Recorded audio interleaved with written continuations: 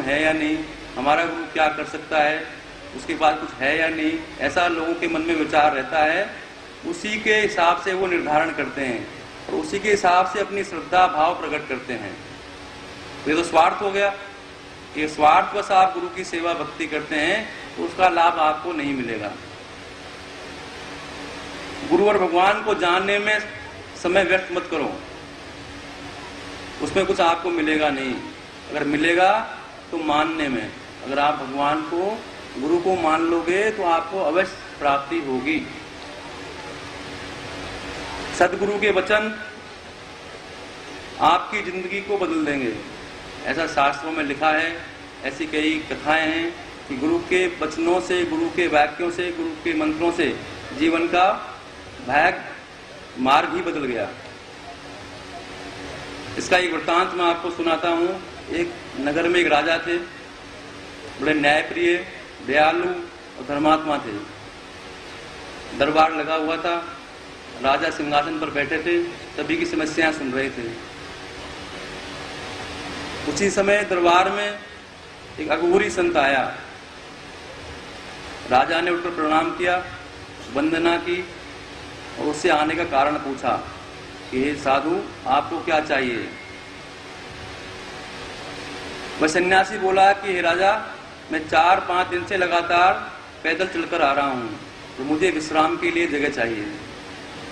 राजा ने तुरंत अपने मंत्रियों से कहा, हे मंत्री, इस सन्यासी को अपने राजमहल के अतिथि महल में सम्मानजनक व्यवस्था कर दी जाए। इतने में ही वह सन्यासी राजा से बोला कि हे राजन, जिसे तुम शाही महल कह रहे हो, ये तो धर्मशाला है, ये शाही महल कहां से हो गया।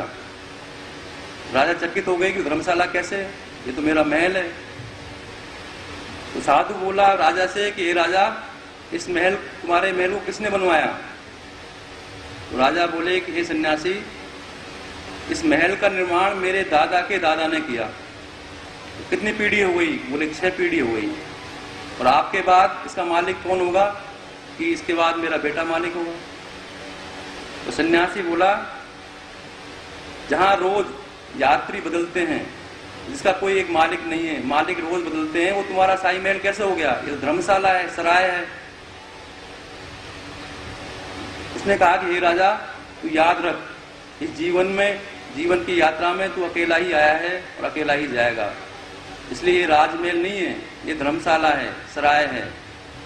ये सुनने के पश्चात उस राजा को ज्ञान प्राप्ति हो गई। उसने अपने मन में ये सोच लिया कि जीवन तो आना जाना है, आज मैं हूं, कल नहीं हूं, इसलिए मेरा क्या है, मेरा कुछ है ही नहीं। तभी से उसने राज्यपाट छोड़कर अपने बेटे को राज्य अधिकार देकर और भक्ति करने में लग गया। तो मेरा कहने का मतलब है कि संतों के द्वारा, गुरु के द्वारा इंसान की जीवन ही बदल जाता है, जैसे उस राजा का बदल गया।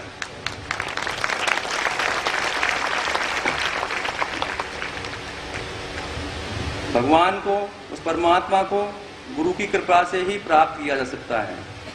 अगर हम मनमुखी होकर उस भगवान की आराधना करेंगे, नाम लेंगे, तो उससे प्राप्ति नहीं है। ऐसा लोग कहते हैं कि जिसने गुरु धारण नहीं किया है, उसके घर का पानी भी नहीं पीना चाहिए, ऐसा शास्त्रों में प्रमाण मिलता है। इसलिए गुरु बनाना अति आवश्यक है। नहीं तो लोग कहेंगे निगुरा, बिना गुरु का है उसे क्या कहते हैं, निगुरा, गाली एक तरह से। तो जीवन में सभी को गुरु बनाना आवश्यक है। शास्त्रों में लिखा है कि नारायण परम ब्रह्म तज ज्ञाने नाथ गम्यते, ज्ञानस्य साधनम शास्त्रम, शास्त्रम गुरु वक्त्रगम। जैसे भगवान को शरणागति के द्वारा ही पाया जा सकता है। हमारे आचार्यों ने हमारी परंपरा में उस भगवान की प्राप्ति के 4 प्रमुख उपाय बताए गए हैं।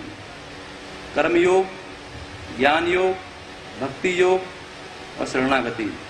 और 5वां आचार्य अनुभाव। फिर आप चारों में से कुछ भी नहीं करेंगे, कर्म, ज्ञान, भक्ति, शरणागति भी नहीं करेंगे, अगर आपने आचार्य के चरण पकड़ लिए, गुरु धारण कर लिया, उस गुरु के वचनों का पालन किया, तो भी आपको वैकुंठ की प्राप्ति होगी। पर होगी कब? जब आप गुरु स्वीकार कर लेंगे। जैसे महाभारत में भगवान श्री कृष्ण ने अर्जुन को उपदेश दिया, 18 अध्याय ने भगवान कृष्ण अर्जुन को उपदेश देते रहे। तब अर्जुन ने भगवान कृष्ण को गुरु स्वीकार कर लिया। तब उन्होंने शरणागति का उपदेश अर्जुन को दिया कि सर्वधर्मान् परित्यज्य मामेकं शरणं व्रज अहम त्वां सर्वपापेभ्यो मोक्षयिष्यामि मा शुचः।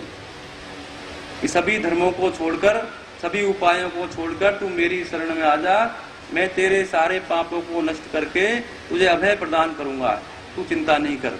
ऐसा भगवान कृष्ण अर्जुन को उपदेश देते हैं।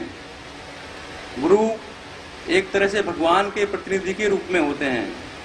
उनमें वही शक्ति होती है जो भगवान में होती है, पर भगवान के प्रतिनिधि के रूप में गुरु कार्य करते हैं। वह भक्तों को भगवान की ओर गमन कराते हैं। इसीलिए गुरु का स्थान सर्वोपरि माना गया है। पर शिष्य अपना मन, बुद्धि, अहंकार गुरु को समर्पण करे तभी उसका लाभ होगा। खाली स्वार्थ से गुरु की पूजा नहीं करे, स्वार्थ से ही गुरु को धारण नहीं करे, उसका लक्ष्य उस परमात्मा की प्राप्ति होनी चाहिए। जो ऐसा शिष्य जो यह सोचकर गुरु धारण करता है कि मुझे परमात्मा से मिलना है, मुझे वैकुंठ जाना है, जो इस उद्देश्य से दीक्षा ग्रहण करता है, गुरु की सेवा करता है, उसे अवश्य ही वैकुंठ की प्राप्ति होगी, ऐसा मेरा कहना है। भगवान कहते हैं कि निर्मल मन जन सो मोहि पावा, मोह कपट छल छिद्र न भावा। पर कब मिलेंगे? जब हमारा मन निर्मल होगा, हमारे अंदर कपट नहीं होगा, हमारे अंदर पाप नहीं होगा, हम शुद्ध पवित्र होंगे, तभी वे भगवान और गुरु प्राप्त होंगे। भगवान तो कहते हैं कि सन्मुख होए जीव मोह जब ही, ना सही कोट अगत वही। भगवान जीव जब मेरे सन्मुख हो जाएगा तो मैं सारे उनके पापों को नष्ट करके मैं उसे ग्रहण कर लूंगा, ऐसा रामायण में भगवान लिखते हैं। जैसे महिला स्त्री अपने पति को स्वीकार कर लेती है, उसकी शरणागति स्वीकार कर लेती है। घर में हम देखते हैं कि दो भाई जो 20-25 साल से एक साथ रह रहे हैं, वो भी ये नहीं कह पाते हैं कि जो कुछ मेरा है वो तेरा है, उसमें भी बंटवारा होता है। और एक स्त्री शादी करने के पश्चात पति के घर में आती है तो एक रात में ही वो पति अपनी पत्नी को कहता है कि जो कुछ है वो तेरा है। क्यों? वो अपने परिवार को, माँ बाप को छोड़कर अपने पति के शरणागति हो गई है, उसने अपने पति को स्वीकार कर लिया है। तो पति भी उसको कहता है कि जो कुछ मेरा है वो तेरा है। तो मेरा कहने के भाव है कि आप उस परमात्मा की, उस गुरु की शरणागति स्वीकार करें तो आपका कल्याण निश्चित है। पुनः आज गुरु पूर्णिमा के पर्व पर मैं भगवान लक्ष्मी नारायण श्री गुरु महाराज से प्रार्थना करता हूँ, वो आप सभी को आशीर्वाद प्रदान करें, आपकी मनोकामनाओं को पूर्ण करें, आपको मंगल में आशीर्वाद। जय श्रीमन नारायण।